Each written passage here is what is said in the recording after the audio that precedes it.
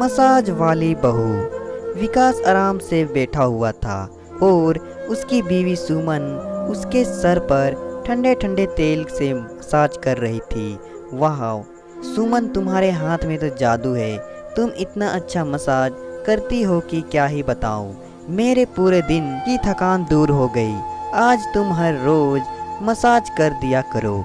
तो क्या इतना, मतलब मैं तुम्हारी बीवी नहीं मसाज वाली हूँ। दोनों हंसने लगते हैं। इतने में उनकी 3 साल की बेटी गुड़िया वहाँ पर आती है और खाना मांगती है। सुमन उसे खिलाकर सुला देती है। अगले दिन ऑफिस जाते वक्त एक एक्सीडेंट में विकास का देहांत हो जाता है। सुमन और गुड़िया बहुत रोते हैं। विकास का अंतिम संस्कार किया जाता है और उसी के बाद से सुमन को असली समस्या का सामना करना पड़ता है। माँ मुझे बहुत भूख लगी है, कुछ खाना तो दो ना। खाना? बेटी खाना तो खत्म हो गया है। तेरे पापा के पैसों से ही घर चलता था, लेकिन अब कैसे चलेगा। सुमन काम ढूंढती रहती है, लेकिन उसे कुछ भी नहीं आता था सिवाय मसाज करने के। इसलिए वो एक मसाज पार्लर में काम के लिए जाती है। मसाज पार्लर की मालकिन बहुत स्ट्रिक्ट है। उनका नाम कविता है। कविता सुमन से कहती है, हाँ तुम दिखने में तो बहुत सुंदर हो, तो तुम्हें काम पर रख सकते हैं, लेकिन मेरे रूप से इस काम का क्या ताल्लुक है। मैं तो मसाज करने आई हूँ, ना कि अपना रूप दिखाने। अरे बेवकूफ़ औरत, यहाँ रूप का जलवा ही चलता है। सुन, हर रोज बड़ी सज धज कर आया करना, ताकि कस्टमर तुझे देखकर ही फिदा हो जाए। जितने ज़्यादा कस्टमर तुमसे मसाज करवाने के लिए राजी होंगे, तुझे उतना ही ज़्यादा पैसे मिलेंगे। सुमन को समझ में आ गया कि यहाँ मसाज से ज़्यादा रूप के जलवे की कदर है, लेकिन वो करे भी तो क्या करे। उसे अभी काम की बहुत सख्त ज़रूरत है। अगले दिन सुमन बड़ी सज धज कर घर से निकलती है।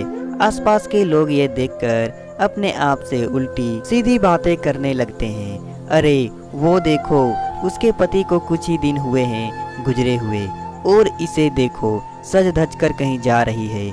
आजकल के औरतें पति से प्यार ही नहीं करती। पता नहीं क्या होगा इन लोगों का। सुमन पार्लर में पहुंच जाती है। वहां पहले से ही 2 आदमी बैठे हुए थे। सुमन को देखते ही उनमें से एक कहता है, अरे ये क्या, इतनी सुंदर मसाज वाली मौसी, पहले नहीं बताया कि कोई नई मसाज वाली आई है यहाँ। हाँ कल ही ज्वाइन किया है रे।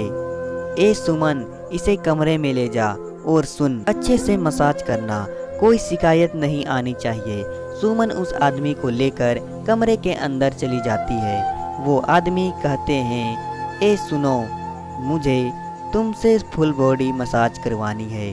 ठीक है साहब, शर्ट उतार कर लेट जाइए। वो आदमी शर्ट खोलता है और लेट जाता है। सुमन अपने हाथों में तेल लगाकर अच्छे से मसाज कर देती है। वो आदमी बहुत खुश हो जाता है और मसाज के बाद खुश होकर सुमन को एक्स्ट्रा पैसे दे जाता है और जाते वक्त कविता से कहता है, ये तो बहुत अच्छा मसाज करती है मौसी, तुम्हें तो हीरा मिल गया है हीरा। तारीफ सुनकर कविता खुश हो जाती है और पहले ही दिन सुमन 1000 रुपये लेकर घर पहुंचती है। वो अपनी बेटी को पेट भर से के खिलाती है और खुद भी खाती है। अगले दिन वह फिर से मसाज पार्लर में काम करने के लिए जाती है और कविता सुमन से कहती है, सुमन आज एक स्पेशल कस्टमर आए हैं, बहुत पैसा है इनके पास। अगर तू इन्हें खुश कर पाई ना तो तुझे और मुझे बहुत पैसे मिलेंगे। तू सुंदर और जवान है, इसलिए तुझे ये काम सौंप रहा हूँ। पैसों के बारे में सुनकर सुमन खुश तो हो जाती है, लेकिन जब कविता वहाँ से चली जाती है तब मसाज पार्लर में काम करने वाली एक लड़की सुमन के पास आती है और कहती है, दीदी आप ये काम मत लो, जो आए हैं वो इंसान के रूप में हैवान हैं। मगर क्या करूं बहन, एक ही दिन हुए हैं मुझे यहाँ, ठीक से काम नहीं करूँगी तो ये लोग मुझे निकाल देंगे। सुमन कमरे के अंदर जाकर देखती है कि बड़ा सा मोटा सा आदमी सोया हुआ है। वो दिखने में काफ़ी बदसूरत है। सुमन को देखकर उस आदमी की आंखें चमक उठती है। वो आदमी हंसता है और कहता है, आओ जल्दी आओ, उस आदमी को देखकर सुमन को अच्छा नहीं लगता। फिर भी सुमन मसाज करने लगती है। वो आदमी कहता है, वाह तुम्हारे हाथ में तो जादू है और तुम कितनी प्यारी हो, तुम तो एक किलर हो किलर। सुमन उसे खुश करने के लिए हंसकर कहती है, थैंक यू साहब। अरे सिर्फ थैंक यू से काम नहीं चलेगा, आज मुझे खुश करना पड़ेगा। मुझे अपने रूप का थोड़ा जलवा दिखाओ ना रानी। ये बोलकर वो आदमी सुमन को छूने की कोशिश करता है। सुमन घबरा जाती है और कहती है, ये क्या, आप ये क्या कर रहे हैं? मैं वैसी लड़की नहीं हूँ, छोड़ दीजिए मुझे। अरे ऐसे नखरे तो सभी करते हैं पहले, लेकिन उसके बाद सभी शांत हो जाते हैं। ये बोलकर वो आदमी सुमन के पास साथ जबरदस्ती करने की कोशिश करता है। कोई चारा ना होने पर सुमन एक फूलदानी से उसके सिर पर मारती है। सर पर चोट लगने के वजह से वो आदमी बेहोश हो जाता है और सुमन बाहर निकल जाती है। तभी कविता गुस्सा हो जाती है, चुड़ैल ये क्या किया तूने? ये कौन है पता है? वो आदमी मेरी इज्जत के साथ खेलने की कोशिश कर रहा था तो मैं क्या करती? इज्जत की इतनी परवाह है तो इस काम में आई ही क्यों? निकल यहाँ से निकल। सुमन को वहाँ से निकाल दिया जाता है। सुमन रोते हुए घर चली जाती है। गुड़िया कहती है, क्या हुआ माँ, आप इतनी जल्दी क्यों चली आई?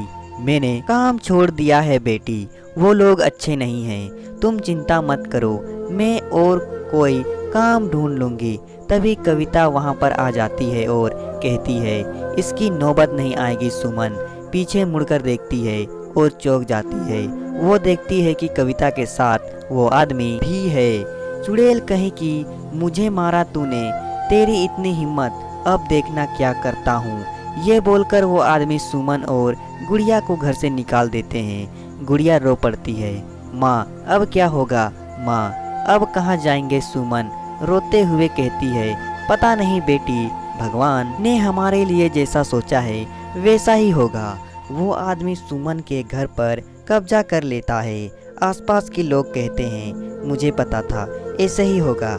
ये सुमन कुछ ठीक नहीं लगती थी, मुझे कहाँ कहाँ काम कर पर जाती थी। सुमन गुड़िया को लेकर रास्ते में घूमती रहती है। 2 दिन भूखे रहने के बाद वो लोगों से भीख मांगती रहती है। गुड़िया भी रोते हुए भीख मांगती है, साहब कुछ पैसे दे दो ना, साहब कुछ पैसे दे दो ना।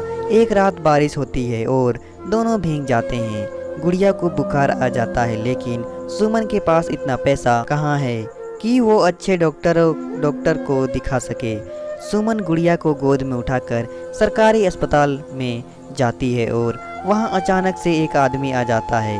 सुमन को याद आता है कि मसाज पार्लर में पहले दिन उसने इस आदमी का मसाज किया था। वो आदमी कहता है, अरे तुम यहाँ आज मसाज पार्लर नहीं गई? तब सुमन उस आदमी को सब कुछ बताती है। सब कुछ सुनकर वो आदमी कहता है, हाँ मुझे पता है, कविता मौसी भी अच्छा नहीं है, वह मसाज पार्लर के आड़ में यही सब चलाती है। सुनो, तुम बहुत अच्छा मसाज करती हो, ये एक टैलेंट है, इसे वेस्ट मत करो। मेरी एक दुकान है, तुम वहाँ खुद का मसाज पार्लर खोल सकती हो, हम पार्टनरशिप में काम करेंगे। सुमन को जैसे हाथ में चांद मिल जाता है, वो राजी हो जाती है। अस्पताल में ट्रीटमेंट होने के बाद गुड़िया ठीक हो जाती है और सुमन उसे लेकर उस आदमी के घर पर चली जाती है। वो आदमी गुड़िया का ख्याल रखने लगता है और सुमन अपना मसाज पार्लर खोल लेती है। उसके हाथों की जादू से खुश होकर एक के बाद एक कस्टमर आने लगते हैं। वाह क्या मसाज करती हो तुम, मैं तो उस कविता के पार्लर में जाता था, अब से मैं तुम्हारे पास ही आऊँगा। ऐसे ही सुमन का बिजनेस बड़ा हो जाता है और वो अमीर हो जाती है। उधर कविता के पार्लर में पुलिस की रेड पड़ती है और कविता के साथ साथ उस हैवान आदमी को भी पुलिस गिरफ्तार कर लेते हैं। ऐसे ही सुमन को अपना पुराना घर भी वापस मिल जाता है और इसी तरह सुमन कड़ी मेहनत से जिंदगी में सफल हो जाती है। वो साबित कर देती है कि टैलेंट और मेहनत से कोई भी किसी भी काम में सफल बन सकता है, बस उसे अपने आप पर विश्वास होना चाहिए। तो दोस्तों, कहानी पसंद आए तो वीडियो को लाइक करें और साथ ही साथ चैनल को सब्सक्राइब भी कर दें।